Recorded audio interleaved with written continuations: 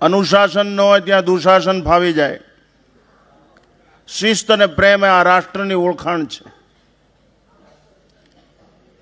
તમને કંટાળો નહીં, મારી નૈતિક જવાબદારી. હું તમારી સામે 76 વર્ષનો છું, 76 running. Surendranagar MP arts and science કોલેજનો વિદ્યાર્થી છું. મારા લોહીમાં કટ્ટર રાષ્ટ્રવાદ RSSના સંસ્કાર છે. વિષયાંતર નહીં થાય. મારી ભાષા એકદમ કાઠિયાવાડી છે, સૌરાષ્ટ્રની પ્રોપર, એટલે તમને સહેજ કડક લાગે એવું પણ બને. મારી જન્મભૂમિ ચોટીલા છે, એટલે તળપદ ભાષા આવે એ તમને થોડીક વાર થોડુંક એવું થાય કે આટલું બધું કડક કેમ બોલતા, પણ હવે એમાં કાંઈ ફેરફાર થાય એવું છે નહીં. 76 વર્ષે આ સુરતથી હું બહુ પરિચિત છું, 1972થી. મને આજ અતિ આનંદ છે કે હું વિદ્યાર્થી જ છું. જગત એક મહાન પાઠશાળા છે અને હું કાયમ માટે વિદ્યાર્થી અને કાયમ માટે સ્વયંસેવક છું. તમે જે હેતુ માટે ભેગા થયા છો એ જ તમને સાંભળવા મળશે, મારો અનુભવ. એટલે વિદ્યાર્થીઓને વિનંતી, નિરસ નહીં થાવ, તમને કંટાળો નહીં આવે, એકદમ મૌલિક વિધાન હશે એવું બને. પણ ભાષામાં થોડીક તકલીફ રહે. અહીંની ભાષા જે છે એવું ન બોલી શકું અને હું પ્રયત્ન નથી કરતો. મારી તળપદ ભાષામાં બોલી. પ્રથમ જય ઘોષ કરશું ઉદ્ગીત સ્વરે, જેથી આ પાટીદાર સમાજનું ભવન જયનાથથી ગુંજી ઉઠે. સરસ્વતી માત કી, ઉમયા માત કી, બ્રહ્માણી માત કી. ચૈતન્યમ શાશ્વતમ શાંતમ વ્યોમાતીતમ નિરંજનમ નાદબિંદુ કલાતીતમ તસ્मै શ્રી ગુરુવે નમઃ. અખંડ મંડલાકારમ વ્યાપ્તમ યેન ચરાચરમ તત્પદમ દર્શિતમ યેન તસ્मै શ્રી ગુરુવે નમઃ. ધ્યાનમૂલમ ગુરુર્મૂર્તિ, પૂજામૂલમ ગુરુર્પદમ, મંત્રમૂલમ ગુરુર્વાક્યમ, મોક્ષમૂલમ ગુરુર્કૃપા. આ પંચામૃત કાર્યક્રમના આયોજકો, આ સંસ્થાના અગ્રગણ્યો એવં વાલા વિદ્યાર્થી બંધુઓ, નમસ્કાર. સફળતાનો આધાર પ્રારબ્ધ ઉપર નથી.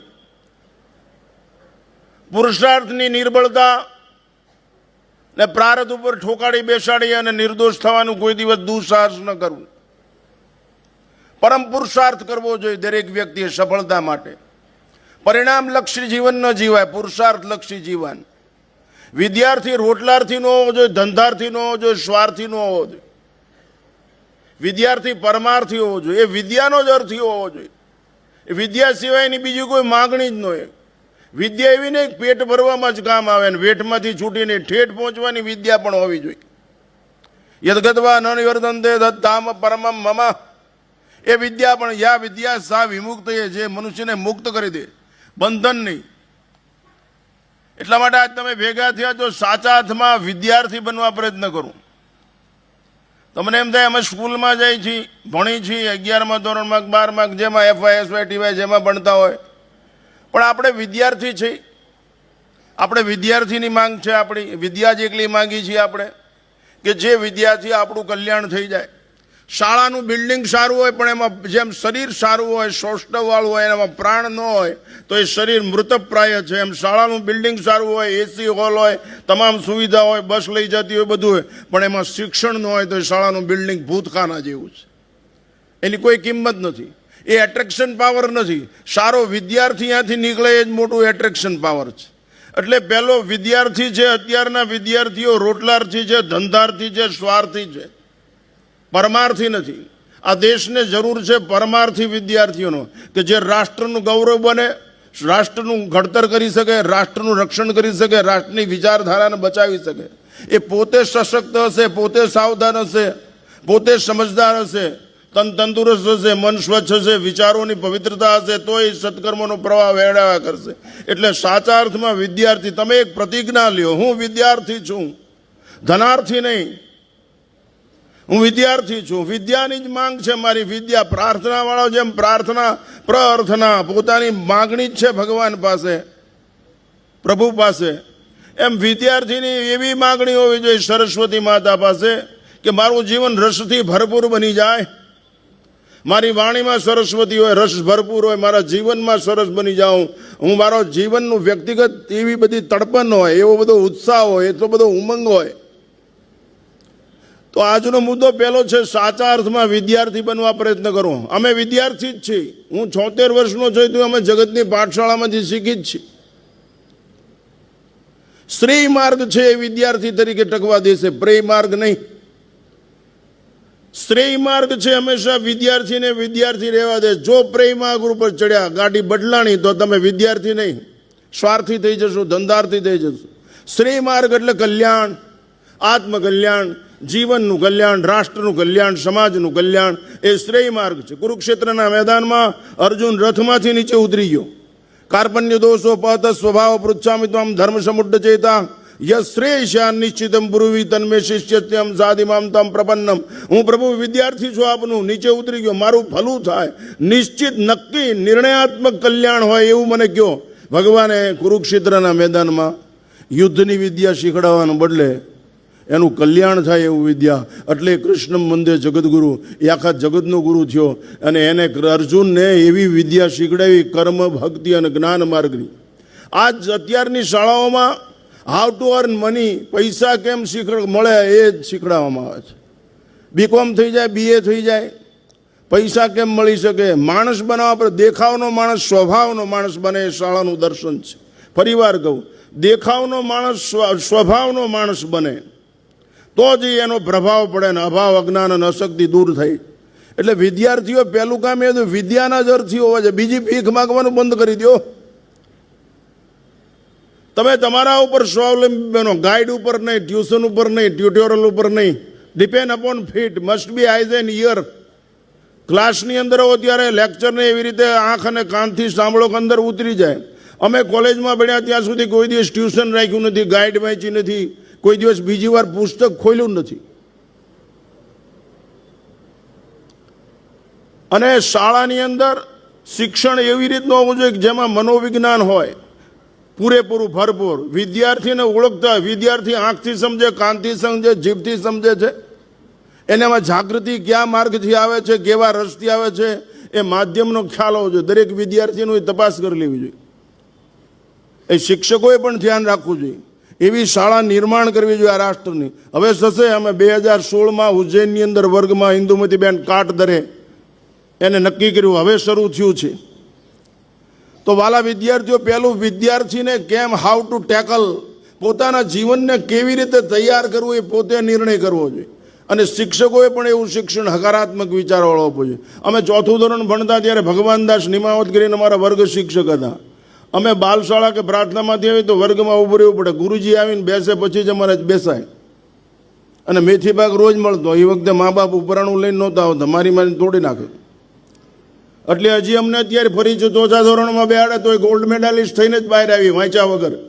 4થા ધોરણનું સાહિત્ય યાદ છે, લોહીમાં ઉતરી ગયેલું છે. તો એ શિક્ષક કે કેમ બધા ઊભા છો? મેં કીધું ગુરુજી, આ વિનોદ જગજીવન શેઠ છે ને એને બાદબાકી નથી આવડતી. એમ બેટા, બાદબાકી 1 સેકન્ડમાં શીખડાવી દઉં. તો એ ગુરુજી 1 સેકન્ડમાં? હા, કે સરવાળો ગુણાકાર ને બધું આવડે જ, ભાગાકાર, પણ બાદબાકી નથી આવડતી. કે એક સેકન્ડમાં મારી પાસે જ બેસતો વિનોદ જગજીવન શેઠ, મારો સહાધ્યાય. બોર્ડમાં રાવણ ચિત્ર્યો, એને 10 માથા, એકડો બકડો તકડો લખ્યા, નીચે રામ ચિત્ર્યા અને ધનુષ્ય હાથમાં લીધું. બેટા આ કોણ છે? તો કે રાવણ.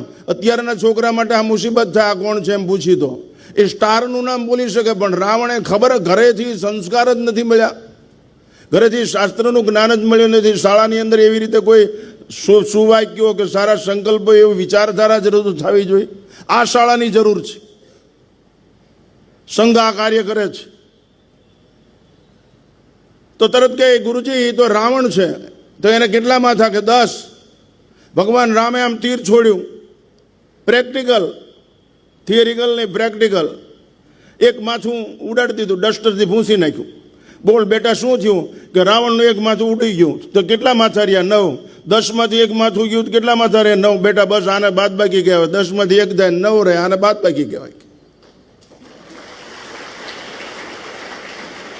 અમારે બેયને એ વખતે 11મું ધોરણ બોર્ડ કહેવાતું, અમે જ્યારે ભણતા ત્યારે અમારે બેયને એસએસસી બોર્ડમાં ગણિતમાં 100માંથી 100 માર્ક હતા. એ વિનોદ જગજીવન અત્યારે ચાર્ટર એકાઉન્ટર છે બોમ્બેમાં, અને એની બધી સંપત્તિનો 70% ભાગ શિક્ષણમાં ખર્ચે છે. તમે કલ્પના કરો કે વિદ્યાર્થી શું ન કરે કે રાષ્ટ્રનો પાયો બની શકે, રાષ્ટ્રનું કાંગરું બની શકે, રાષ્ટ્રનું હૃદય બની શકે, રાષ્ટ્રનું કવચ બની શકે. વિદ્યાર્થી ધારે કરી શકે, રોશની બદલાવી નાખે, ઝગમગાટ લાવી દે, અંધકાર દૂર કરી દે, સમરસતા લાવી દે, જીવનની સજાગતા, એવું કામ કરે. વિદ્યાર્થી જોવા જોઈએ આપણે. આ તકલીફ એ થાય છે કે આપણે કોમર્શિયલ માઇન્ડથી જીવતા હોય છે. પૈસા કેમ કમાય, ટકા કેમ આવે, પર્સન્ટેજ. હવે એવું કંઈક નીવું નીકળ્યું, અમારી વખતે એવું નહોતું. પર્સન્ટેજ આટલા આવે.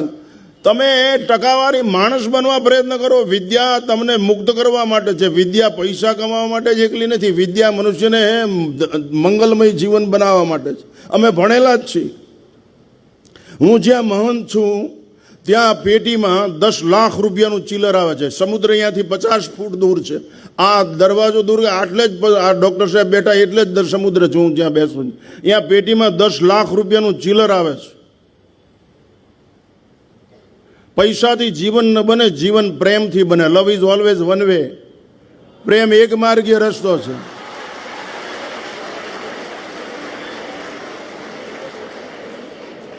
પ્રેમ એક માર્ગીય છે. મીરાને કોઈ અપેક્ષા જ નહોતી કૃષ્ણ પાસે.